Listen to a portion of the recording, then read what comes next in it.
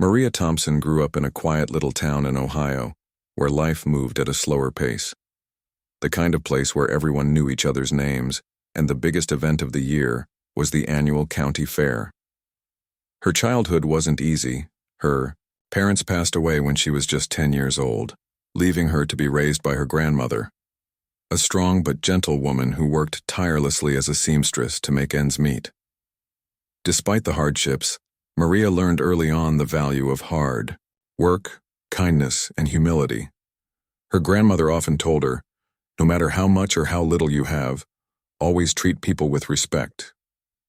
Those words stuck with Maria throughout her life. From a young age, Maria showed remarkable intelligence and determination.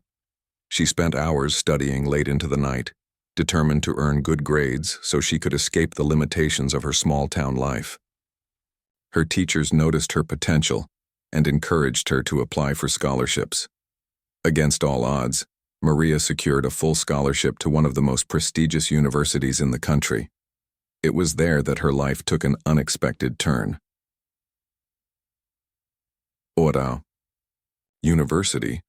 Maria found herself surrounded by students from vastly different backgrounds. Some came from wealthy families, while others, like her, had fought tooth and nail to get there. At first, she felt out of place, intimidated by the polished exteriors and confident demeanor of her classmates. But Maria's natural warmth and genuine curiosity about people helped her break through those barriers.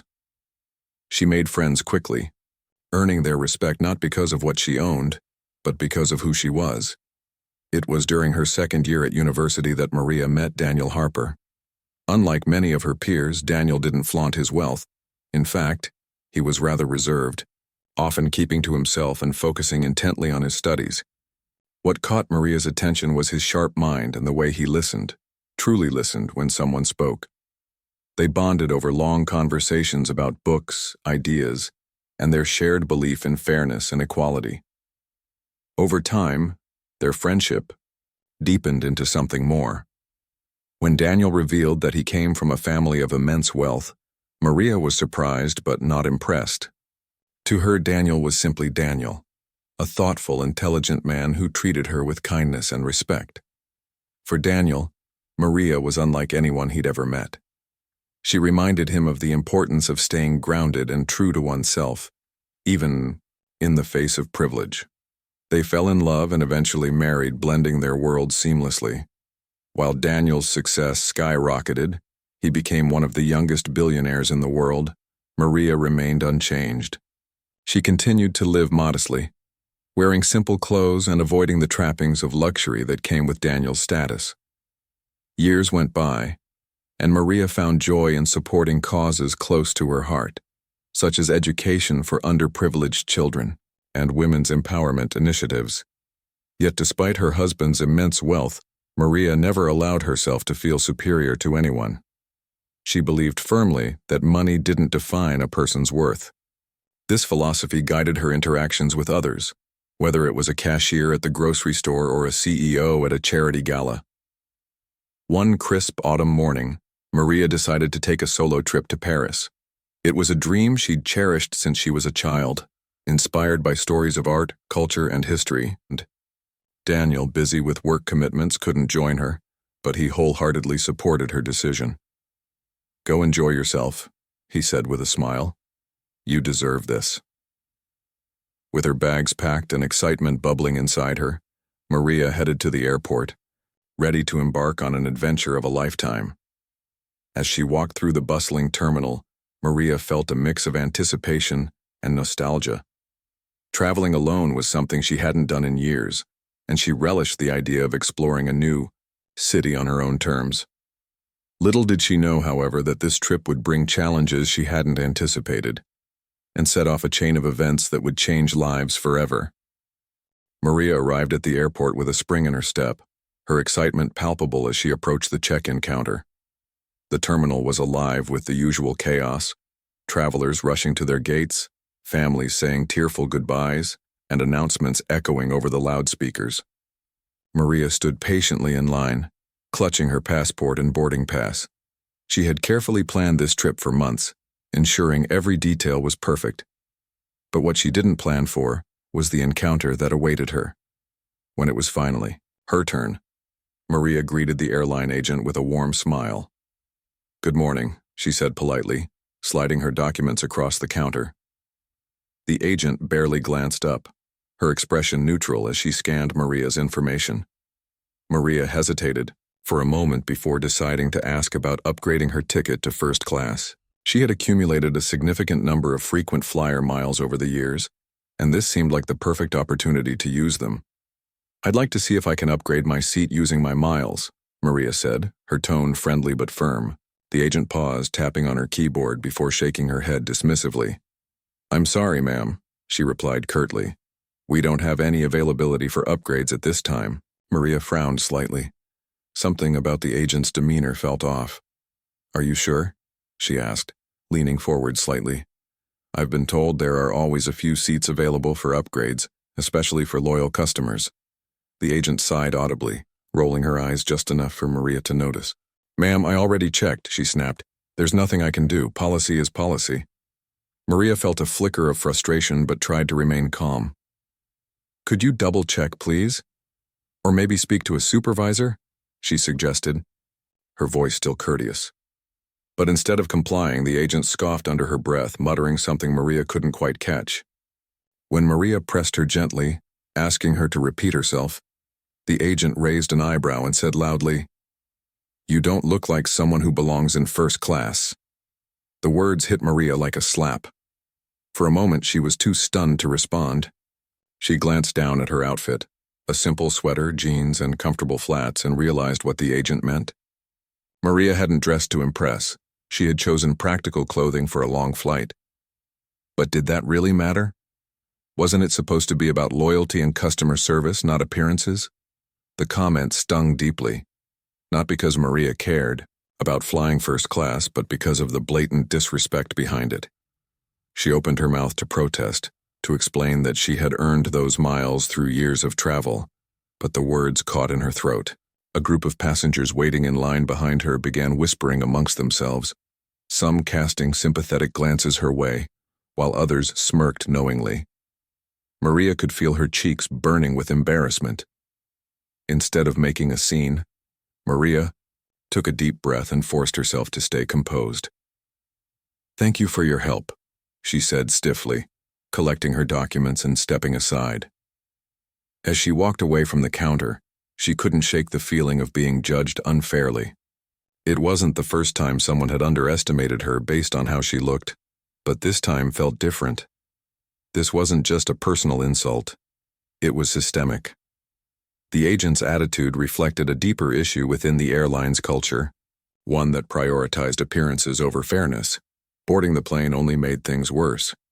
Maria settled into her cramped economy seat, acutely aware of the stark contrast between her surroundings and the luxurious first-class cabin just a few rows ahead. She watched as passengers dressed in designer suits and expensive jewelry were ushered past her, their upgrades evidently approved without question. Each click of their heels or rustle of their tailored coats seemed to mock her silently. As the plane taxied down the runway, Maria stared out the window, trying to push the incident out of her mind. She reminded herself why she was traveling: to experience the beauty of Paris, to immerse herself in art and history, to create memories she would cherish forever. Yet no matter how hard she tried, the memory of the agent's words lingered, gnawing at her confidence. By the time the plane reached cruising altitude, Maria had convinced herself that she wouldn't let the situation ruin her trip. She pulled out a book and attempted to focus on its pages, but her thoughts kept drifting back to the encounter. What bothered her most wasn't the denial of the upgrade itself. It was the underlying assumption that she didn't deserve better simply because of how she presented herself. It was a reminder of the biases people carried, often unconsciously, and how they could manifest in hurtful ways. Later that evening, after landing in Paris and checking into her hotel, Maria sat alone in her room, staring at the ceiling. She replayed the scene at the airport over and over in her mind, dissecting every word and gesture. Though she had faced discrimination before, this instance felt particularly raw because it happened in such a public setting.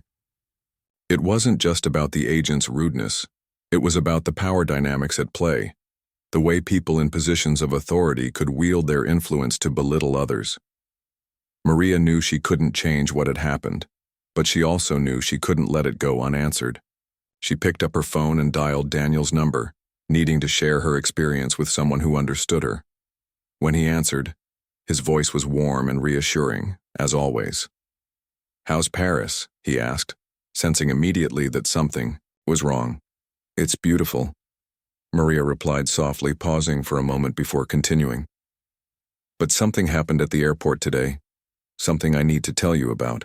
And so, she recounted the entire incident, the agent's dismissive attitude, the whispered insult, the humiliating whispers from other passengers. As she spoke, Daniel's tone shifted from concern to anger. He listened intently, his jaw tightening with each detail.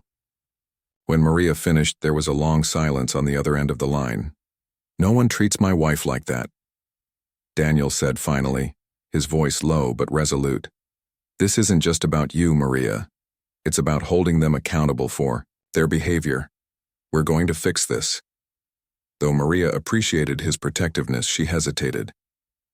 "Daniel, I don't want to make a big deal out of it," she said.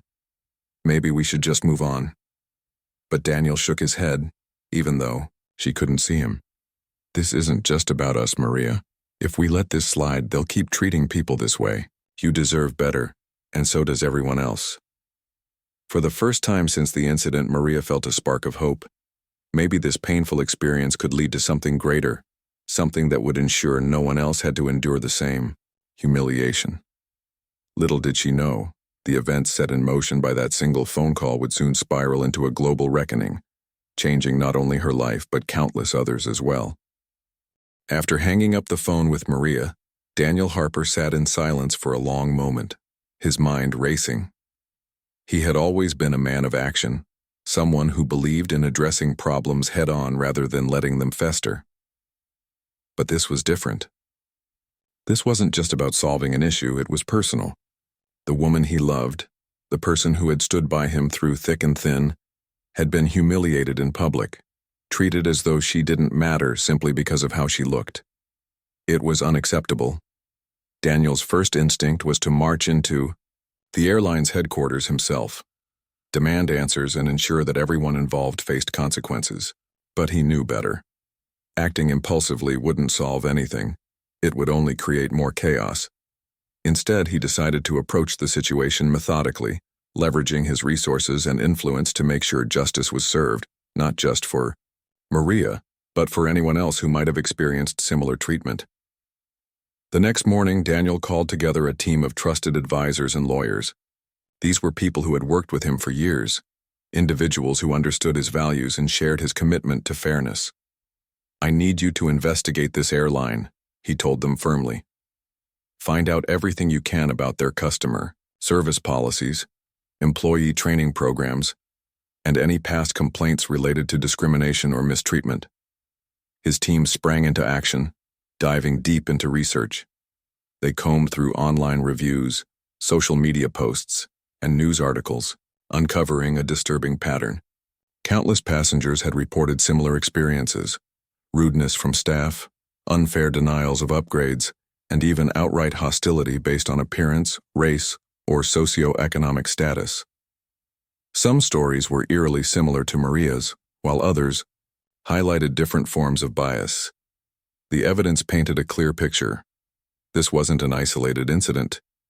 It was part of a larger systemic problem within the airline's culture. As the investigation unfolded, Daniel began formulating a plan. He knew that taking on a major corporation wouldn't be easy, especially one as powerful as this airline. But he also knew that he had tools at his disposal that most people didn't. For starters, Daniel was no stranger to the media. Over the years, he had cultivated relationships with journalists, influencers, and thought leaders across various industries. Now he intended to use those connections to shine a spotlight on the airline's misconduct. Late one evening, Daniel drafted a post on his personal social media account. It was concise yet impactful, detailing Maria's experience without naming the airline directly. At least not yet. My wife was denied basic respect today, he wrote. She was judged not by her character or loyalty as a customer, but by her appearance. This kind of behavior has no place in our society, and it's time we hold companies accountable for treating people this way. Within minutes, the post went viral. Thousands of people commented, sharing their own stories of poor treatment at the hands of airlines and other businesses. Hashtags like Question Respect for Maria and Question Customer Dignity began trending worldwide. Journalists reached out to Daniel for interviews, eager to learn more about the story behind the viral post. Overnight, what had started as a private grievance became a global conversation. But Daniel didn't stop there. He reached out to several high-profile figures, celebrities, entrepreneurs, and activists, who had large followings and a history of advocating for equality. One by one, they agreed to amplify Maria's story, using their platforms to call for change. Together, they created a united front, urging the airline to take responsibility for its actions and implement meaningful reforms. Meanwhile, Daniel turned his attention to the business side of things. As a billionaire with investments in numerous industries, he wielded significant power. Many of the advertisers who partnered with the airline also relied on contracts with Daniel's companies. He made a bold move, contacting these advertisers directly to inform them of his findings. If this airline doesn't address these issues immediately, he warned, I will reconsider my partnerships with your brands. The threat sent shockwaves through the corporate world. Advertisers scrambled to distance themselves from the controversy, putting immense pressure on the airline to act. Executives found themselves facing not only public outrage, but also the very real possibility of losing millions in advertising revenue. For a company built on image and reputation, this was a nightmare scenario. Back in Paris, Maria watched all of this unfold with mixed emotions. On one hand, she was grateful for Daniel's unwavering support and determination to right the wrongs she had endured. On the other hand, she couldn't help but feel uneasy about the scale of the backlash. She had never sought fame or attention, and now her name was being mentioned in headlines around the world. Friends and acquaintances flooded her inbox with messages of solidarity, but also questions about what she planned to do next. One afternoon, as she wandered through the charming streets of Montmartre, Maria stopped to sit on a bench overlooking the city. She pulled out her phone and scrolled through the endless stream of updates. Social media was ablaze with debates about privilege, discrimination, and accountability. People were rallying behind her cause, but some critics argued that she was overreacting or using her husband's wealth to punish a low-level employee. Maria sighed deeply, feeling the weight of the scrutiny. She knew that standing up for herself meant opening herself up to judgment, but it still stung. As she sat there, lost in thought, her phone buzzed with an incoming call. It was Daniel. "How are you holding up?" he asked gently, sensing her unease. "I'm okay," Maria replied, though her voice betrayed a hint of hesitation. "It's just a lot to process." "I know it is," Daniel said. "And I want you to know that none of this is about punishing anyone. It's about making sure this doesn't happen again, to you or to anyone else. You deserve to be treated with dignity, Maria. Everyone does." His words reassured her, reminding her of why they were doing this in the first place. It wasn't about revenge or flexing their influence, it was about creating lasting change. Maria realized that sometimes fighting for justice required stepping into uncomfortable territory, even if it meant becoming the center of attention. Over the next few days, Daniel continued to escalate his efforts. He filed a formal complaint with the airline on Maria's behalf, accusing them of discriminatory practices and demanding transparency. His legal team prepared a lawsuit, ready to take the matter to court if necessary. At the same time, he kept the pressure on publicly, releasing additional details about the airline's history of misconduct and calling for immediate firings of those responsible. The airline's executives, desperate to contain the fallout, issued a vague apology on their website. "We regret any inconvenience caused to our valued customers," the statement read. But Daniel wasn't satisfied. Vague apologies wouldn't cut it. not when real harm had been done. He responded publicly, challenging the airline to take concrete steps toward reform. "We don't need empty words," he wrote in another viral post. "We need accountability. We need action. And we need it now." By this point, the airline was drowning in bad press. Their stock prices plummeted and shareholders demanded answers. Internally, tensions ran high as employees braced themselves for layoffs and restructuring. The once mighty company was teetering on the brink of collapse, all because of one woman's courage to speak up and one man's determination to fight for her. For Maria, watching the domino effect of her decision to share her story was both empowering and humbling. She had always believed in the importance of standing up for what was right, but she never imagined her actions could spark such widespread change. Little did she know, the hardest battles were still ahead, and that the true test of resilience was yet to come.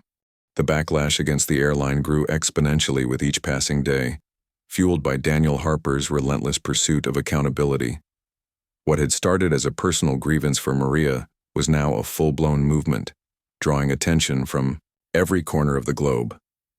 Journalists dissected the airline's practices, activists demanded systemic change, and ordinary people shared their own stories of mistreatment at the hands of corporate giants.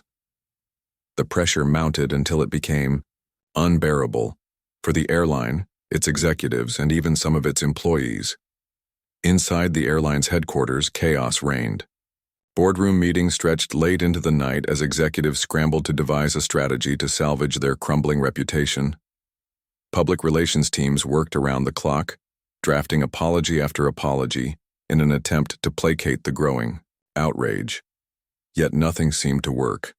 Every statement they released was met with skepticism and derision, dismissed as hollow rhetoric designed to protect their bottom line rather than address the root of the problem. Meanwhile, Daniel kept the heat on. He knew that vague promises and half-hearted gestures wouldn't be enough to fix decades of ingrained bias within the company. Using his network of lawyers, investigators, and influencers, he pushed for transparency, demanding that the airline release internal documents detailing their customer service protocols and employee training programs. When the airline initially resisted, citing confidentiality concerns, Daniel took matters into his own hands. His team leaked excerpts of internal memos and emails that revealed glaring flaws in how the company handled complaints about discrimination and misconduct. These revelations only added fuel to the fire, further eroding public trust in the brand. As the scandal dominated headlines, advertisers began pulling their campaigns en masse. Major corporations, fearful of being associated with controversy, severed ties with the airline one by one.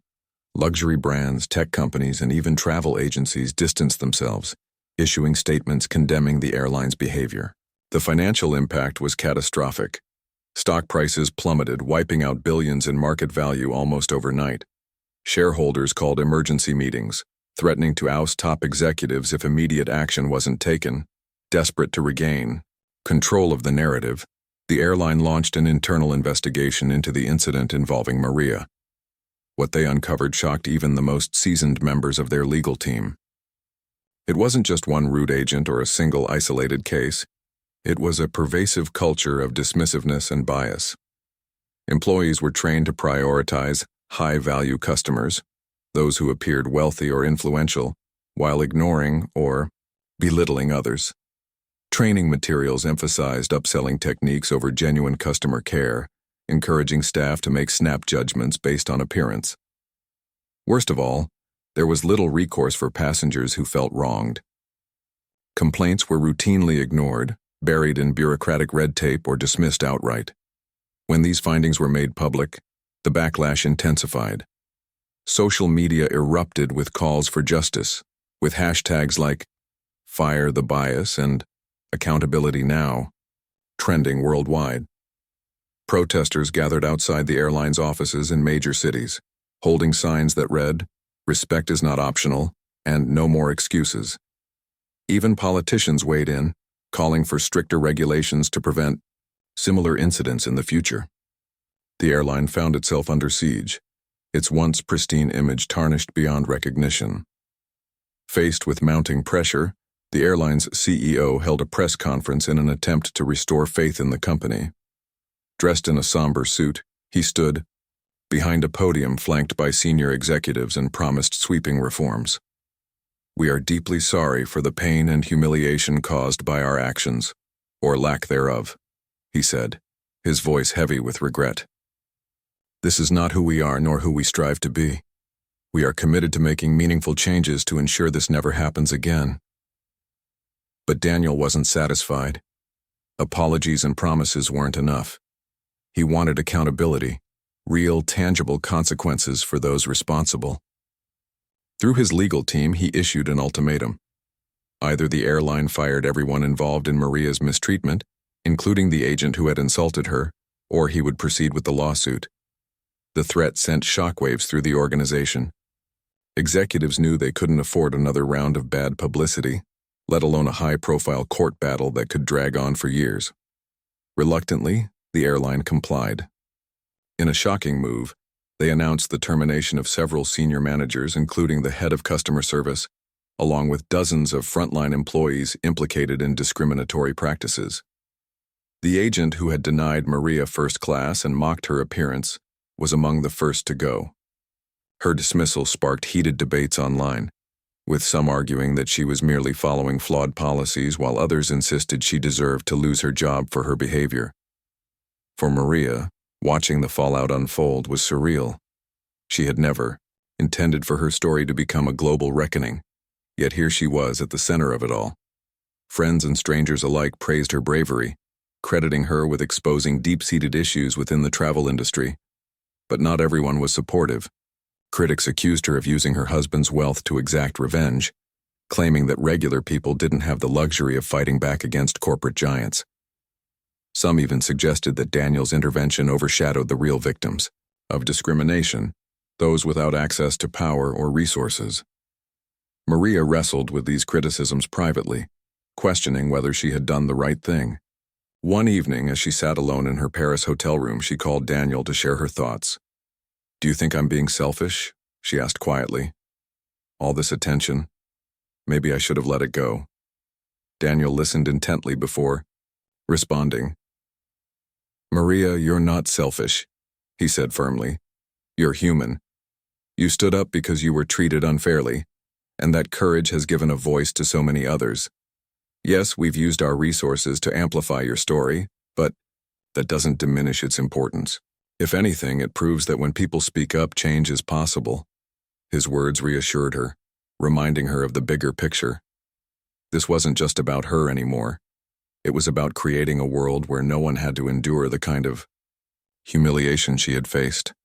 Still, Maria couldn't help but feel conflicted. She had always valued humility and preferred staying out of the spotlight. Yet here she was, leading a charge for justice. It was a role she hadn't asked for, but one she couldn't walk away from. Not now, not when so much was at stake. Amid the chaos, Daniel continued to push for systemic reform. He partnered with advocacy groups focused on combating discrimination in the workplace, offering funding and resources to support their efforts. Together, they drafted a set of guidelines for airlines and other service industries, emphasizing the importance of treating all customers with dignity and respect, regardless of appearance, background, or socioeconomic status. They also lobbied lawmakers to introduce legislation aimed at holding companies accountable for discriminatory practices. Slowly but surely, the tide began to turn. Other airlines took notice, revising their policies and implementing mandatory sensitivity training for employees. Travelers reported improved experiences, noting a marked shift in how they were treated at check-in counters and boarding gates. While progress was far from perfect, the ripple effects of Maria's courage were undeniable. For Maria, the experience was transformative. She returned to Paris determined to rise above the noise and focus on why she had come in the first place. To explore, to learn, and to grow. As she strolled through the cobblestone streets of Le Marais, she allowed herself to dream of a future where stories like hers wouldn't make headlines, because such injustices simply wouldn't exist. And though the road ahead was long, she knew she had already taken the first step toward making that vision a reality. The aftermath of the scandal left the airline in shambles, struggling to pick up the pieces of its shattered reputation. The firings of key executives and frontline employees had sent shockwaves through the organization, leaving a void in leadership and morale. For weeks, news outlets continued to cover every twist and turn, dissecting the company's downfall with relentless scrutiny. Former employees came forward with their own stories of toxic work environments, describing a culture of fear and favoritism that rewarded conformity over compassion. It became clear that the airline's problems ran deeper than anyone had initially realized. In an attempt to rebuild trust, the airline announced sweeping reforms aimed at addressing the systemic issues exposed by Maria's case. They hired external consultants specializing in diversity and inclusion to overhaul their training programs, ensuring that all staff members, from agents at check-in counters to flight attendants, understood the importance of treating every passenger with respect. The company also introduced anonymous reporting systems for passengers and employees alike, allowing grievances to be addressed without fear of retaliation. These changes were accompanied by glossy advertisements featuring slogans like "Every passenger matters" and "A new era of respect." But reforming decades-old practices wasn't easy. Many within the industry viewed the airline's efforts as too little, too late. Competitors seized the opportunity to poach disillusioned customers, offering promotions and loyalty incentives to attract disenchanted travelers. Investors grew wary, questioning whether the airline could survive in an increasingly competitive market. Stock prices remained volatile, reflecting the uncertainty surrounding the company's future. For Daniel Harper, the battle was far from over. While he appreciated the airline's attempts at redemption, he remained skeptical of their sincerity. He knew that true change required more than just policy updates or marketing campaigns. It demanded accountability at every level. To ensure lasting impact, Daniel partnered with advocacy organizations to create an independent oversight committee tasked with monitoring the airline's progress. Comprised of experts in human rights, labor relations, and consumer protection, the committee would conduct regular audits and publish transparent reports on the company's adherence to its new standards. Maria, meanwhile, found herself thrust into the spotlight in ways she hadn't anticipated. Journalists clamored for interviews, eager to hear her perspective on the global movement sparked by her experience. Social media influencers praised her resilience, while critics questioned whether her wealth gave her an unfair advantage in seeking justice. Despite the mixed reactions, Maria chose to embrace her newfound platform, using it to advocate for broader societal change. She began collaborating with grassroots organizations focused on combating discrimination in various industries, not just aviation. From hospitality to retail, she shared insights gleaned from her ordeal, encouraging businesses to adopt inclusive practices that prioritized dignity and fairness. Her message resonated deeply with audiences around the world, earning her invitations to speak at conferences and panel discussions. Though public speaking didn't come naturally to her, Maria approached each appearance with authenticity, sharing her story in a way that inspired others to stand up against injustice. One particularly memorable event took place at a women's empowerment summit in London. Standing before a packed auditorium, Maria recounted the humiliation she felt at the airport and the subsequent events that followed. "I never imagined that my decision to share my story would lead to this," she admitted, her voice steady, but tinged with emotion. "But if there's one thing I've learned, it's that we all have the power to spark change, even when we feel powerless. Sometimes all it takes is speaking up, no matter how uncomfortable it may be." Her words moved the audience to tears, prompting a standing ovation that lasted several minutes. Afterward, dozens of attendees approached her, sharing their own experiences of discrimination and thanking her for giving them hope. One woman, a young mother from India, told Maria how her courage had inspired her to file a complaint against a hotel chain that had refused service to her family based on their ethnicity. Another attendee, a retired teacher from Canada, revealed that Maria's story had motivated her to start a local initiative promoting inclusivity in her community. As Maria traveled back to Paris after the summit, she reflected on the profound impact her journey had made, not just on the airline, but on countless individuals whose lives had intersected with hers along the way. She realized that while the fight for equality was far from over, moments like these reminded her of why it mattered so much.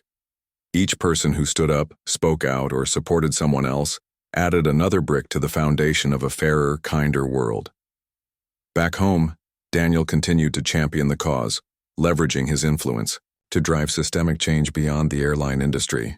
He launched a philanthropic fund dedicated to supporting victims of discrimination, providing legal aid, counseling services, and financial assistance to those in need. The fund quickly gained traction, attracting donations from corporations and individuals alike.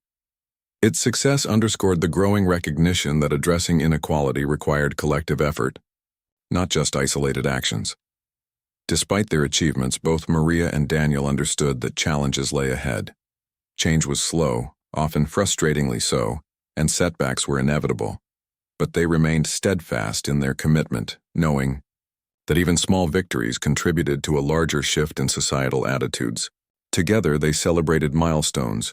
Laws passed, policies changed, lives improved, while preparing for the next phase of their mission. The airline itself struggled to adapt to its new reality. Executives worked tirelessly to implement the promised reforms, but old habits died hard. Some employees resisted the changes, viewing them as unnecessary disruptions to established routines. Others embraced the opportunity to grow, attending workshops and seminars designed to foster empathy and understanding.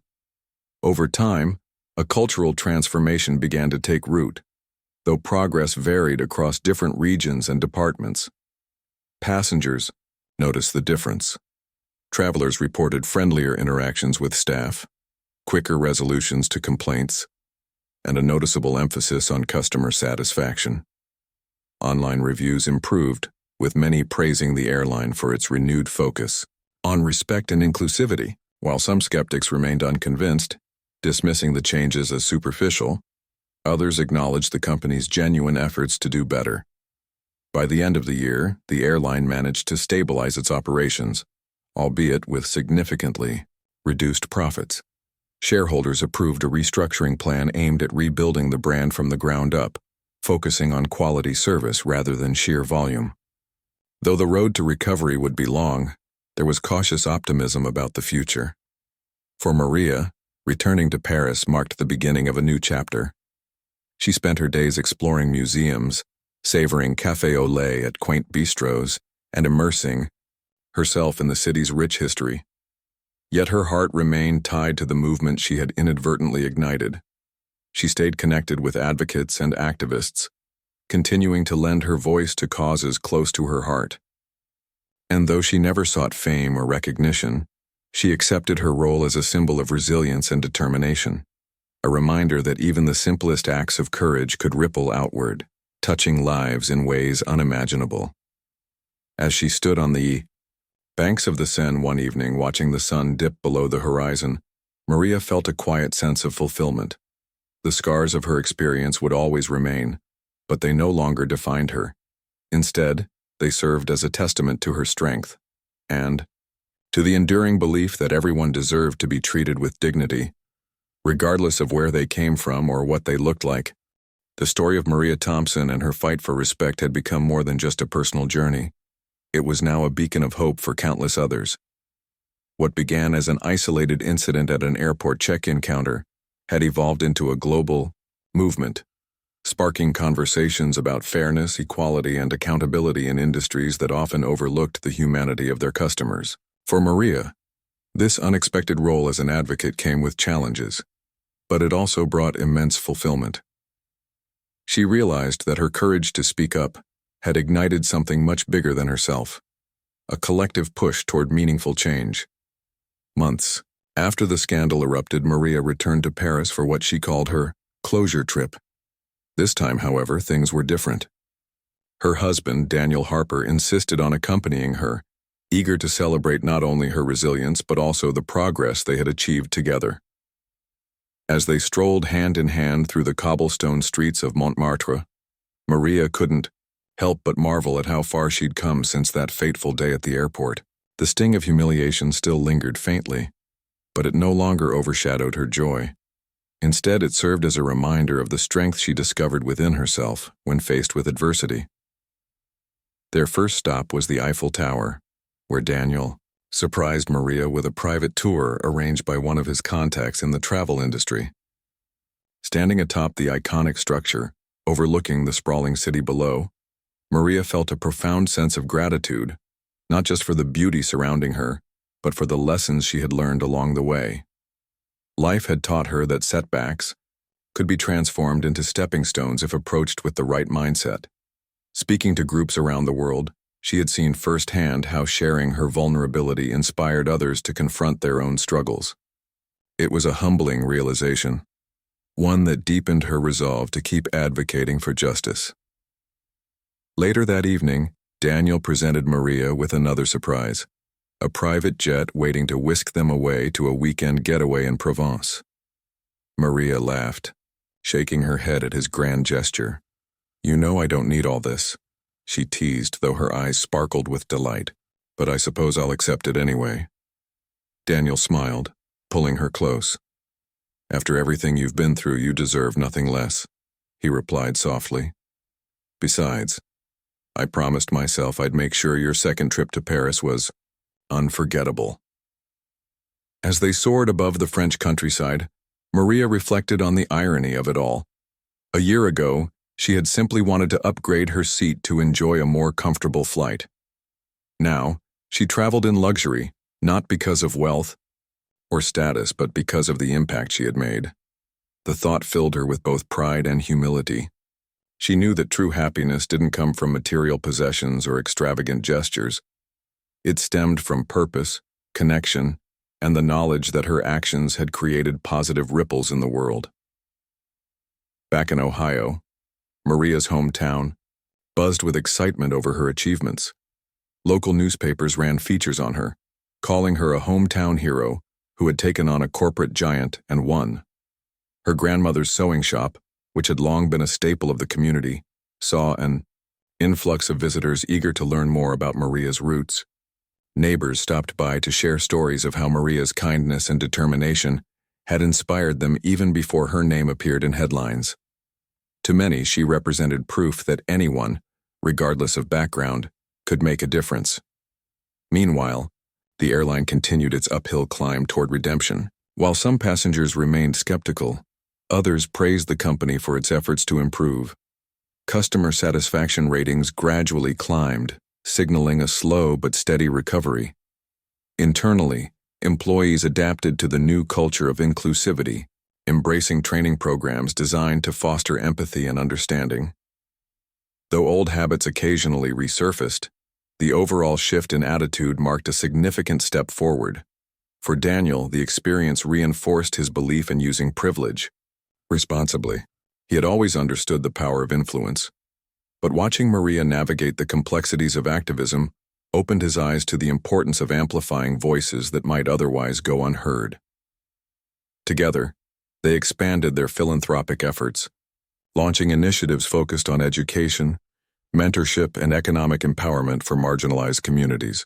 Their work attracted collaborators from diverse fields, creating a network of changemakers united by a shared vision of equity and compassion. Maria's advocacy extended beyond formal platforms. It permeated her daily interactions as well. Whether chatting with a barista in Paris or speaking at a conference in New York, she approached every conversation with authenticity and warmth. People were drawn to her genuine nature, finding comfort in her ability to listen without judgment. Many confided in her about their own experiences with discrimination, seeking advice, or simply a listening ear. In those moments, Maria reminded herself of her grandmother's wisdom: treat people with respect no matter who they are. Those words guided her every action, grounding her even as her life became increasingly public. One evening during their stay in Provence, Maria and Daniel sat under a canopy of stars, sipping wine and reflecting on the past year. The vineyard stretched endlessly before them, bathed in the soft glow of moonlight. Maria turned to Daniel, her expression thoughtful. "Do you think we've done enough?" she asked quietly. Daniel considered the question for a moment before responding. "Enough isn't really the goal, is it? Change is ongoing. There will always be more work to do, more people to uplift, more systems to challenge. But what we've accomplished so far, it's a start. And it's a good one. Maria nodded, feeling a renewed sense of purpose. She knew Daniel was right. The fight for equality wasn't a destination. It was a continuous journey. Each victory, no matter how small, laid the groundwork for greater strides ahead. For Maria, the key was staying committed to the cause, while remaining grounded in her values. She vowed to keep moving forward, one step at a time. When they returned home, Maria resumed her work with grassroots organizations, focusing on empowering women and underrepresented groups. Her partnership with Daniel allowed them to tackle systemic issues from multiple angles, combining resources and expertise to maximize impact. They hosted workshops, fundraisers, and awareness campaigns, drawing attention to the invisible barriers that continued to hinder progress in various sectors.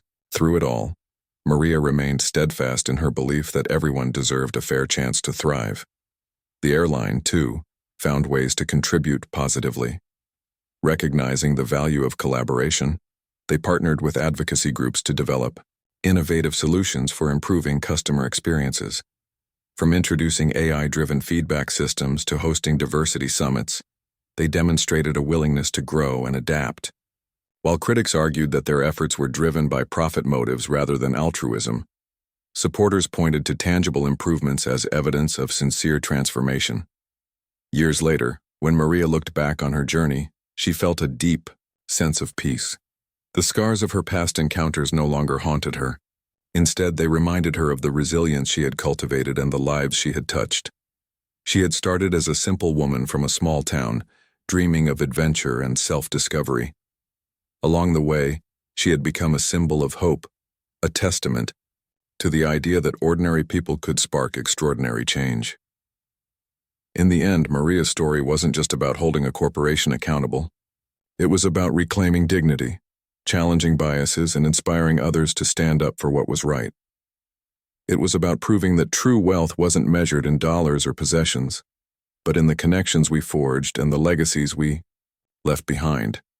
And as she stood beside Daniel, surrounded by loved ones and allies, Maria knew she had lived a life worth celebrating.